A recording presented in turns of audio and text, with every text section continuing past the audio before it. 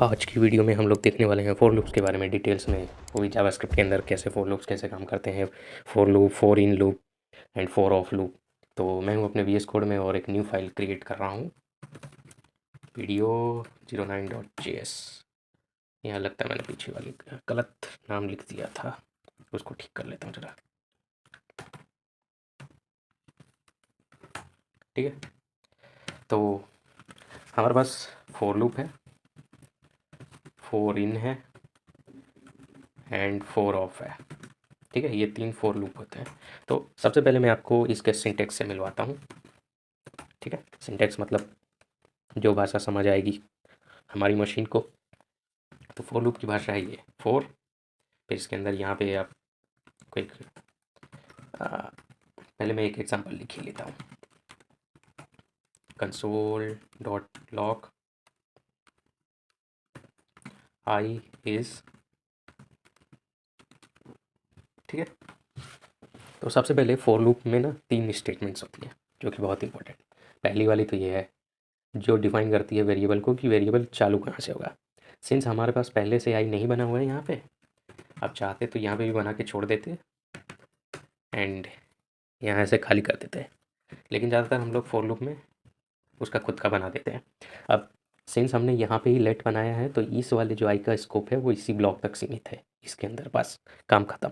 इसके बाद अगर आप कहीं एक्सेस करोगे ना आई को तो वो एरर क्रिएट करेगा। ठीक है, तो इस बात का ध्यान रखना कि बाहर आई डिफाइन ही नहीं हुआ है, और यहाँ पे जो आई डिफाइन हुआ है वो सिर्फ इस फॉर ब्लॉक के लिए हुआ है। ठीक है, तो पहली स्टेटमेंट ये है। तो ये जब भी फॉर लूप चलता है तो ये एक ही बार चलता है और सबसे शुरुआत में ये रन होता है जब उसकी इनिशियल वैल्यूज़ को इनिशियलाइज़ किया जाता है। उसके बाद ये है कंपैरिजन वाला, मतलब इसका ट्रू होने पे ही फॉर लूप के अंदर जो भी चीज़ है वो एग्जीक्यूट होगी। ठीक है, और जब वो एग्जीक्यूट हो जाता है उसके बाद ये जो थर्ड स्टेटमेंट्स है ये रन करती है। ओके, तो जैसे ही फॉर लूप चला आई की वैल्यू 0 सेट हुई, डन, इस स्टेटमेंट का काम हो गया। अब ये नहीं पिक्चर में आएगा।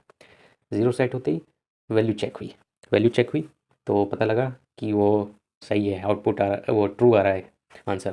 तो ये ब्लॉक रन किया।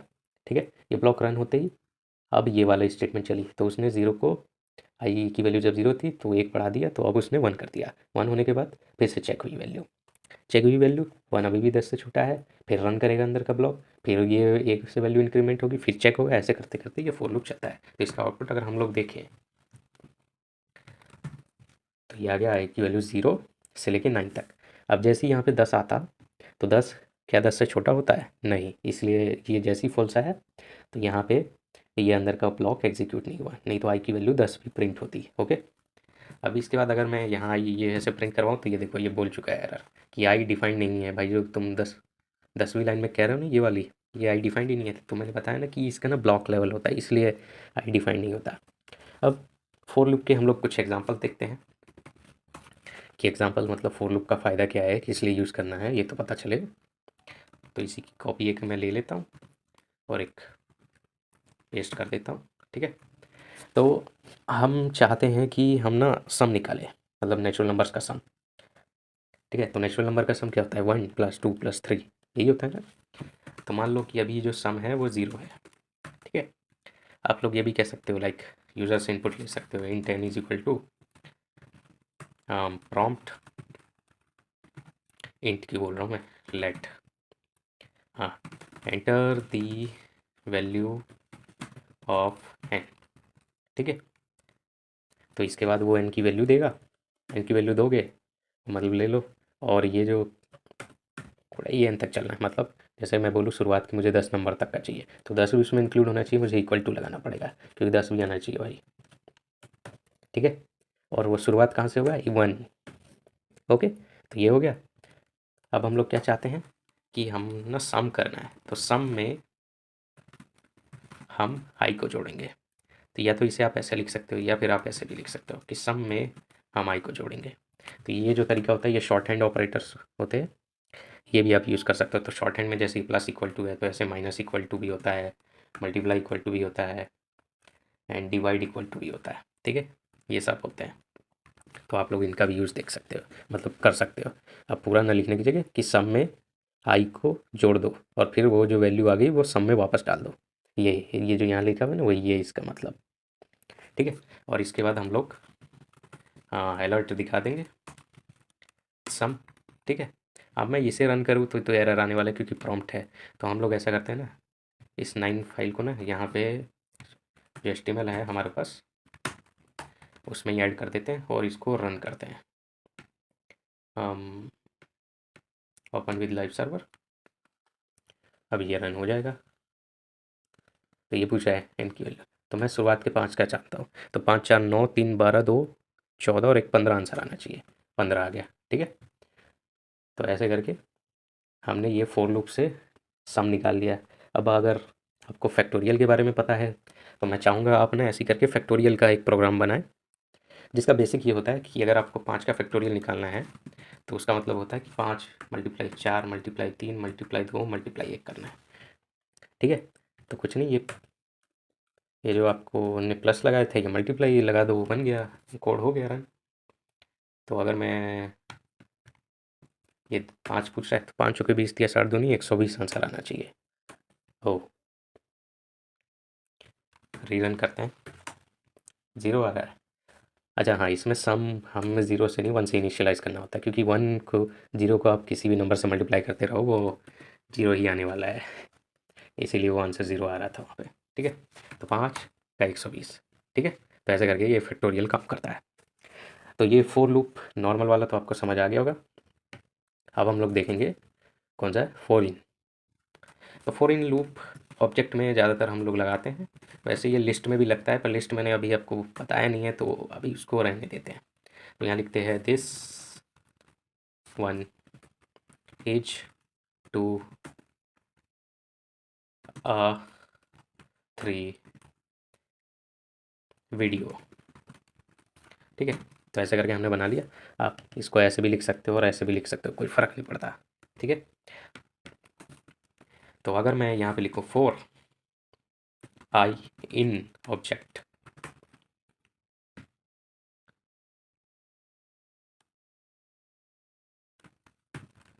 ठीक है। तो हम कंसोल अगर लॉक करवाएं आई को तो देखना हमारे पास क्या आएगा। ऑलराइट, ये हमने रन किया तो हमारे पास आ गया दिस इज़ आवर वीडियो। तो मतलब ये जो कीज़ है ना ये प्रिंट हो गई। तो हम लोग डायरेक्टली लिख सकते हैं लाइक द वैल्यू ऑफ की इज ऑब्जेक्ट डॉट आई। तो यहाँ आगे द वैल्यू ऑफ की दिस, लगता है कि स्पेस ज़्यादा लगा दिया, हाँ। और यहाँ पे भी कुछ फालतू स्पेसेस लगा दिए, यहाँ लगाना पड़ेगा लगता है स्पेस, हाँ। तो द वैल्यू ऑफ की दिस इज़ 1, एज की 2 है, ए की 3 है, वीडियो की 4 है। तो ऐसा करके फोर आई इन ऑब्जेक्ट काम करता है, ठीक है। अब हमारे पास है फोर ऑफ। तो फोर ऑफ ना सिर्फ उनमें लग सकता है जिसमें ना आइट्रेशन होती है। आइट्रेशन मतलब उसकी इंडेक्सिंग करी जा सकती है कि 0th नंबर पे ये है, फर्स्ट नंबर पे ये है, सेकंड नंबर पे ये है, थर्ड नंबर पे ये है, ऐसे। तो ऑब्जेक्ट में तो ऐसा कुछ है नहीं कि भैया ये है 0 नंबर पे, ये 1 पे, ये 2 पे, ऐसा नहीं है। अगर इस पर आप लगाओगे तो ये एरर देगा। तो लगा के देखते हैं, फोर आई ऑफ ऑब्जेक्ट, ठीक है। और यहाँ पे कंसोल डॉट लॉग करते हैं हम लोग आई को। तो ये हमने एरर, मतलब इसने एरर दे दिया कि ऑब्जेक्ट ना आइट्रेबल नहीं है। तो आइट्रेबल ये नहीं होती है। तो आइट्रेबल हमारे पास ना दो चीज़ होती है, एक स्ट्रिंग्स और एक होते हैं एरेस, ठीक है। तो अभी हमने एरे पढ़ा नहीं है लेकिन स्ट्रिंग को जानते हैं। तो स्ट्रिंग का कुछ नहीं, ऐसा लगा दो बन गई स्ट्रिंग, क्या ही फर्क पड़ता है। तो स्ट्रिंग में अब ये आ गया तो आई ना एक एक करके 0th इंडेक्स पे ओ है, फिर बी है, फिर जे है, फिर ई है, फिर सी टी है। तो इससे ऐसे करके एक करके उठा लेगा ओ बी जे ई सी टी। तो ऐसे करके हमारे पास ऑफ लूप फॉर ऑफ काम करता है, हाँ, ठीक है। तो सबसे पहले हमने देखा नॉर्मल फॉर लूप कि उसमें 3 स्टेटमेंट्स होती है। पहली स्टेटमेंट सिर्फ जब पहली बार मतलब फॉर लूप जब जैसे ही रन करता है तभी चलती है। उसके बाद हमारे पास कंडीशनल स्टेटमेंट है, उसकी चेकिंग होती है। फिर अगर वो ट्रू हो जाता है तो हमारे पास जो ब्लॉक में जो कोड है वो एग्जीक्यूट होता है और उसके बाद जो थर्ड स्टेटमेंट है वो रन करती है और फिर यही टास्क रिपीट किया जाता है, एक्सेप्ट जो ये फर्स्ट स्टेटमेंट थी अब ये काम नहीं करती है। ये सिर्फ पहली बार ही करती है, फॉर लूप जब रन करता है तभी करती है बस, ठीक है। इसके बाद हमने देखा कि सम कैसे निकालते हैं और फैक्टोरियल कैसे निकालते हैं। एंड इसके बाद फिर हमने फॉर इन लूप देखा। फॉर इन लूप आप लोग ऑब्जेक्ट्स पे भी लगा सकते हो और एरेस पे भी लग जाते हैं ये, ठीक है। एंड इसके बाद हमने देखा फॉर ऑफ लूप, जो कि स्ट्रिंग्स और एरेस पे लगते हैं, ऑब्जेक्ट पे नहीं लग पाते हैं, ठीक है। तो आई होप आप लोगों को सब कुछ समझ में आ गया होगा। आज के लिए बस इतना ही, मिलता हूँ मैं आपसे नेक्स्ट वीडियो में। सी या बाय।